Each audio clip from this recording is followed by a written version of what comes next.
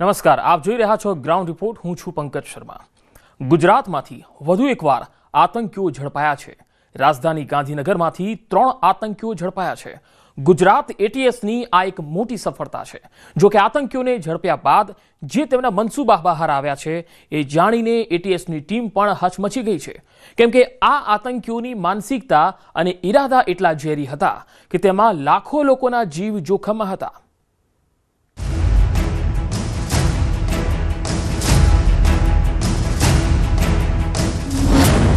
આઈએસઆઈએસના 3 આતંકીઓની ધરપકડ. ખતરનાક ઇરાદા સાથે આવ્યા ગુજરાત. કેમિકલ હુમલાનો બનાવ્યો પ્લાન. હજારો લોકોની હત્યાનું ષડયંત્ર. સાયનાઇડથી પણ ખતરનાક ઝેર બનાવવાની હતા ફિરાકમાં. ગુજરાત કે દેશના કોઈ ભાગમાં મોટો આતંકવાદી હુમલો કરવાની તૈયારીમાં રહેલા આઈએસઆઈએસના 3 આતંકીઓને ગુજરાત એટીએસે ગાંધીનગર અને બનાસકાંઠા જિલ્લામાંથી ઝડપી પાડ્યા છે. પ્રાથમિક તપાસમાં સામે આવ્યું છે કે આતંકીઓએ કેમિકલ હુમલાનો પ્લાન બનાવ્યો હોવાનો ઘટસ્ફોટ થયો છે. 3 આતંકીઓમાંથી 2 યુપીના અને 1 હૈદરાબાદનો હોવાનું સામે આવ્યું છે. માહિતીના આધારે એટીએસે સૌથી પહેલા એક આતંકીને અડાલજ પાસેથી અને બીજા બંનેને બનાસકાંઠાથી પકડી પાડ્યા. આ કેસમાં હાલ સુધી જે 3 આરોપીઓ અમને પકડાવ્યા છે એ લોકોની જે ફિલોસોફી છે, એ લોકોનો જે વલણ છે એ આઈએસકેપી તરફ ઝુકાવ છે, આ હું કહી શકું. ઓલ્ધો એ લોકોએ કંઈ ફોર્મલ મેમ્બરશિપ લીધી હતી કે નહીં એ બાબતે હું તપાસ દરમિયાન આપને જાણ કરી શકીશ. હવે ઝડપાયેલા આતંકીઓની કરમ કુંડળી પણ જોઈ લો. ઝડપાયેલ આતંકી નંબર 1 અહેમદ મોહિઉદ્દીન સૈયદ જિલાની. આતંકી નંબર 2 આઝાદ સૈફી. અને આતંકી નંબર 3 મોહમ્મદ સુહેલ. અહેમદ મૂળ હૈદરાબાદનો છે, જેણે ચીનથી એમબીબીએસનો અભ્યાસ કર્યો છે અને અલગ અલગ ભાષાઓનો પણ જાણકાર છે. બાકીના બંને આતંકી ઉત્તર પ્રદેશના છે. એટીએસને બાતમી મળી હતી કે અહેમદ સૈયદ નામનો આતંકવાદી ગુજરાતમાં હુમલાને અંજામ આપવા માટે અમદાવાદ આવ્યો છે, જેના આધારે અલગ અલગ ટીમ શોધખોળ શરૂ કરી હતી. ટેકનિકલ એનાલિસિસ કરતા અમદાવાદ મહેસાણા રોડ પર આવેલા અડાલજ ટોલ પ્લાઝા પાસે એક સિલ્વર કલરની કારની તપાસ કરતા તેમાંથી સૈયદ મળી આવ્યો હતો. તેના કબજામાંથી 2 ગ્લોક પિસ્ટલ અને 1 બેરેટા પિસ્ટલ તથા 30 જીવતા કારતૂસ અને 4 લીટર કેસ્ટર ઓઇલ પણ મળી આવ્યું. સૌથી ચોંકાવનારી વાત એ છે કે અહેમદ સૈયદે ચાઇનાથી એમબીબીએસ કર્યું છે. તે અનેક ભાષા જાણે છે અને તેના જ ઇરાદા સૌથી ખતરનાક જણાઈ રહ્યા છે, કેમ કે તે જ સાયનાઇડ કરતા પણ ઝેરી રાઇઝિન ઝેર બનાવવા ફંડ એકઠું કરતો હતો. જે સૈયદ અહેમદ મોહિઉદ્દીન છે એને આપણે બહુ સિરિયસલી લેવો જોઈએ, કારણ કે આ એક હું કીધું ચાઇનાથી એમબીબીએસ કરેલો છે, બહુ ભણેલો છે, આમ પણ ઘણો સ્માર્ટ છે અને રેડિકલ એક્ટિવિટી ધરાવે છે. તો આની પ્લાનિંગમાં મોટા ભાગમાં ફંડિંગ કલેક્ટ કરી અને એક મોટા ભાગે રિક્રુટમેન્ટ કરી અને મોટી પ્રમાણમાં મતલબ જેનો પ્રભાવ વધારે હોય આવા આતંકી હુમલા કરવાની એની સાજિશ કરી. રાઇઝિન કેટલું ખતરનાક છે તે પણ સમજો.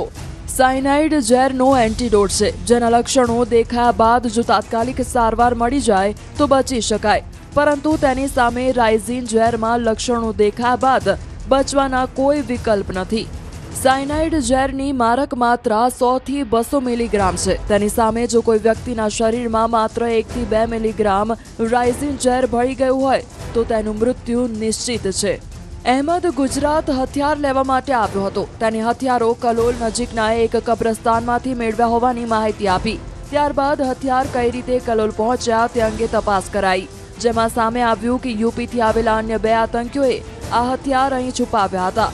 બનાસકાંઠાથી પકડી પાડવામાં આવેલા અને આ બંને લોકોનો દાવો છે કે તેમણે સૂચના મુજબ રાજસ્થાનના હનુમાનગઢથી હથિયાર મેળવી કલોલમાં મૂકી દીધા હતા. અહેમદ સૈયદે કલેક્ટ કર્યા હતા. જો કે તે હથિયારો લઈ પરત હૈદરાબાદ જાય તે પહેલા જ એટીએસે તેને દબોચી લીધો હતો. એ જે બંને લોકો છે એનું નામ આઝાદ સુલેમાન અને મોહમ્મદ સલીમ ખાન નામના છે. એ બંને લોકો લખીમપુર ખીરી અને શામલી યુપીના રહેવાસી છે. એ લોકો દ્વારા જે વેપન્સ છે આની ડિલિવરી કલોલ ખાતે અવાવરૂ જગ્યા ઉપર મૂકવામાં આવેલી હતી અને આ લોકો દ્વારા આનો જે હેન્ડલર છે એને એના લોકેશન્સ મોકલવામાં આવેલા હતા, જે લોકેશન્સથી ફર્ધર આજે હૈદરાબાદ વાળો સૈયદ અહેમદ મોયુદ્દીન છે એને દ્વારા રિકવરી કરવામાં આવેલી. સોશિયલ મીડિયાથી આઈએસકેપીની વિચારધારા સાથે જોડાયેલા અને રેડિકલ હોવાનું સામે આવ્યું છે.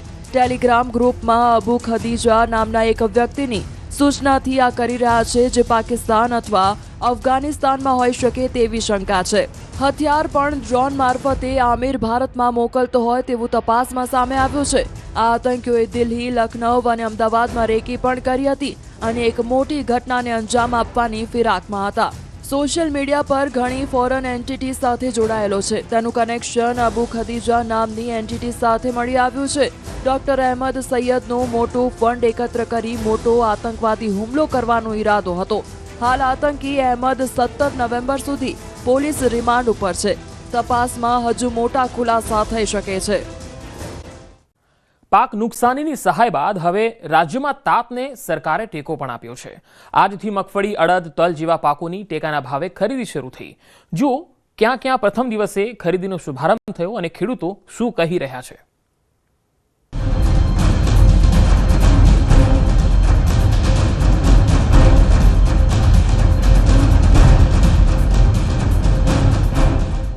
જગતના તાતને ટેકો.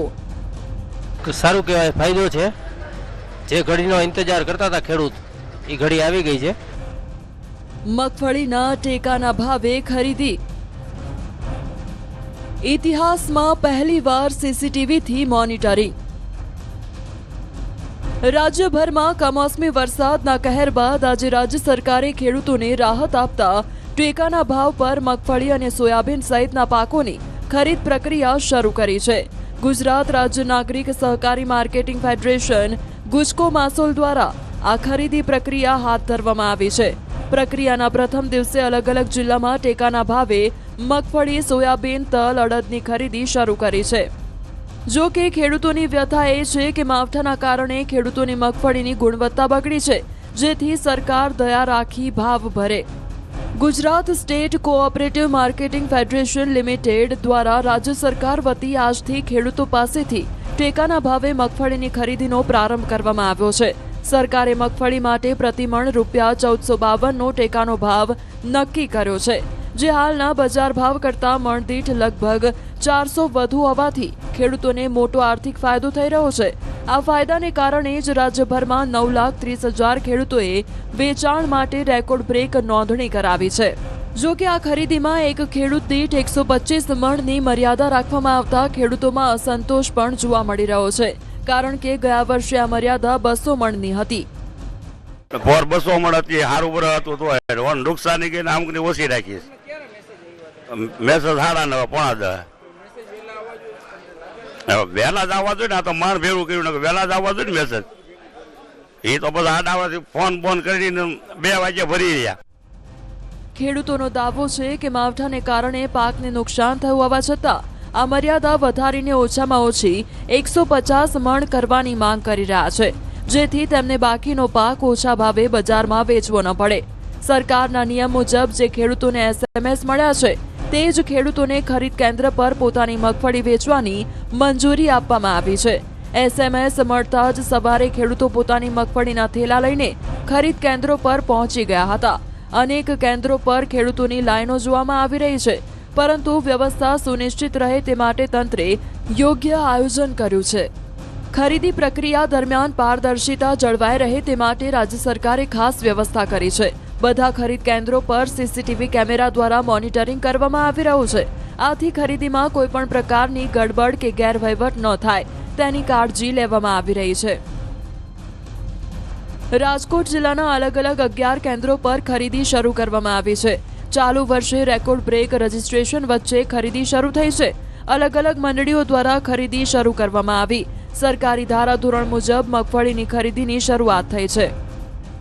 રાજકોટ જિલ્લામાં 30 અલગ અલગ કેન્દ્રો ફાળવવામાં આવ્યા છે. એ જ રીતે રાજકોટ યાર્ડના નીચે આવતા 3 તાલુકા વડોદરી, લોધિકા અને રાજકોટ, આ 3 તાલુકામાં અલગ અલગ જગ્યાએ ખરીદી શરૂ થઈ ગઈ છે. બીજી તરફ રાજકોટ જિલ્લામાં ખેડૂતોને દૂર સુધી ધક્કો ન ખાવો પડે અને ગામડાઓની નજીક કેન્દ્ર મળી રહે તે માટે પણ વ્યવસ્થા કરાઈ છે, જેથી ખેડૂતોને વધારાનું ડીઝલ પેટ્રોલ બાળવું ન પડે. પડતરીના ખેડૂતોને જૂના યાર્ડ સુધી જાજા ભાડા ન દેવા પડે અને એમને ઓછા ભાડામાં ત્યાં વ્યવસ્થા મળી રહે એવી વ્યવસ્થા પડતરી ખાતે 3 કેન્દ્રો આપ્યા છે.